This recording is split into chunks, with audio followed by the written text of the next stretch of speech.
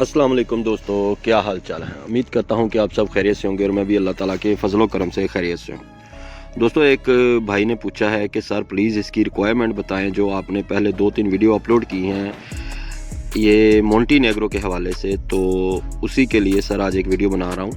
तो दोस्तों, आप सबसे एक गुजारिश है कि जो नए वीडियो के सुनने वाले हैं उनसे कि सर मेरे चैनल को सब्सक्राइब करें, लाइक करें, शेयर करें।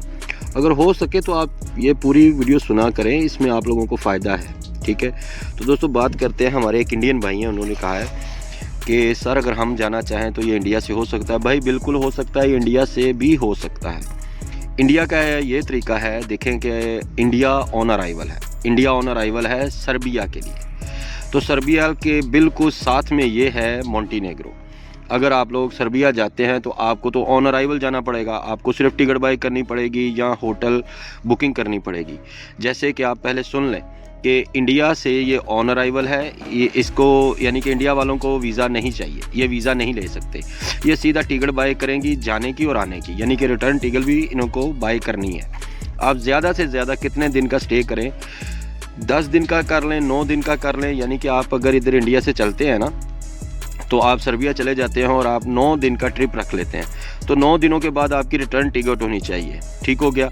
उसके अलावा आपके पास इतने पैसे होने चाहिए कि आप शो मनी कर सको, ज़्यादा नहीं, $4000, $3000, $5000, $2000, ठीक है, $1500, यानी कि इस तरह की रकम आपके पास होनी चाहिए।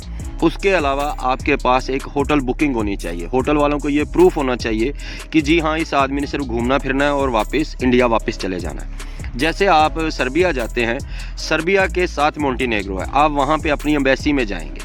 ठीक है, आप सर्बिया में इंडियन एम्बेसी में जाएंगे, उनको कहेंगे कि जी मैंने सिर्फ घूमना है, इनको ये जो मोंटीनेग्रो है मैंने घूमने जाना है। तो सर आप वहाँ से मोंटीनेग्रो भी जा सकते हैं। उसकी एक नॉर्मली फ़ीस होगी तकरीबन, ज़्यादा नहीं तो समय मिसाल के तौर पे अभी कंफर्म याद नहीं है मुझे, तो माजरत चाहता हूँ, मैंने इसकी रिसर्च नहीं की कि वहाँ से यानी कि सर्बिया से मोंटीनेग्रो जाने की आपकी कितनी कॉस्ट लगती है।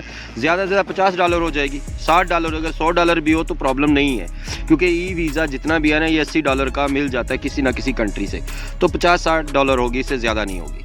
उसमें ये फ़ायदा होगा कि आप मोंटीनेग्रो जा सकते हैं। ठीक है, आपके पास वीज़ा कहाँ का निकला, यानी कि ऑन अराइवल कहाँ से गए, इंडिया से गए सर्बिया, सर्बिया से आप कहाँ चले गए, मोंटीनेग्रो, और मोंटीनेग्रो से आप किसी भी तरीके से सर्बिया से भी आप लोग डंकी लगा सकते हैं। यानी कि डंकी वायदा वे कहने का मतलब ही नहीं है कि आप बाई रोड, बाई ट्रेन या जैसे भी करके आप लोग यूरोप में इन हो सकते हैं। वैसे भी ये ऑब्वियसली ये यूरोप की कंट्रियाँ हैं, तो इनमें से आप सबको ये फ़ायदा हो जाएगा कि आप लोग बड़ी आसानी से जा सकते हैं। दूसरी बात कि एक और भाई हमारे दुबई से, अभी याद नहीं है, रिजवान मालिक नाम है उनका या आई डोंट नो, भूल गया हूँ। भाई आपने सवाल किया था कि सर मैं यहाँ से कैसे जाऊँ। भाई आपने भी यही रिक्वायरमेंट है, आपके पास एमिरेट्स आईडी होनी चाहिए। ठीक है, लीगल होनी चाहिए कि आप तकरीबन 2 महीने, 4 महीने, 6 महीने या 2 साल या कितना भी अरसा आपने दुबई में गुजारा है, तो आपने मोंटीनेग्रो की रिटर्न टिकट लेनी है, विद होटल बुकिंग लेनी है। आपके पास इतने पैसे होने चाहिए कि जी हाँ मेरे पास $2000 हैं, तो आप इजीली जा सकते हो। ठीक है, उनको ये यकीन होना चाहिए कि आप सिर्फ मोंटीनेग्रो घूमने आए हो 5 दिन, 10 दिन, 15 दिन, 20 दिन। ठीक है, अगर आप 10 दिन के लिए गए हो या 20 दिन के लिए गए हो, तो अगर आपने उस मोंटीनेग्रो में ज़्यादा रहना है तो आप उनकी एम्बेसी में जाके या ऑनलाइन भी अपना यानी कि जो ट्रिप टूर है 10 दिन का, इसको बढ़ा सकते हैं। उसके लिए थोड़े से पैसे यानी कि लगाने पड़ेंगे, फिर वहाँ जाके वो भी यही $50-60 होंगे। तो उसमें ये होगा कि आपका अगर 10 दिन का ट्रिप है वो 20 दिन का हो जाएगा, तो होटल बुकिंग भी आपको ज़्यादा करनी पड़ेगी, यानी कि टिकट भी आगे हो जाएगी। फिर उसके अलावा आपका जो 10 दिन का ट्रिप है उसकी भी कीमत बढ़नी पड़ेगी। अगर होटल बुकिंग है तो आपको ज़ाहिर बात है होटल बुकिंग के भी पैसे अदा करने पड़ेंगे। तो इस लिहाज से भाई मेरे आप वहाँ से जा सकते हैं। ये इतना ज़्यादा मसला नहीं है, ये इतनी ज़्यादा रिक्वायरमेंट नहीं है, ये बहुत नॉर्मल रिक्वायरमेंट है। ठीक है ना, इसमें यह फ़ायदा है कि आप लोगों को ईजीली यानी कि ये जंटों के चक्करों से आप निकल सकते हैं। ये बहुत आसान है यूरोप जाने का रास्ता। ठीक है भाई। इसके अलावा एक और भाई हैं तुर्की से, उन्होंने रब्ता किया था, जी भाई हम तुर्की में हैं तो हमारा क्या हो सकता है, क्या हम जा सकते हैं या नहीं जा सकते।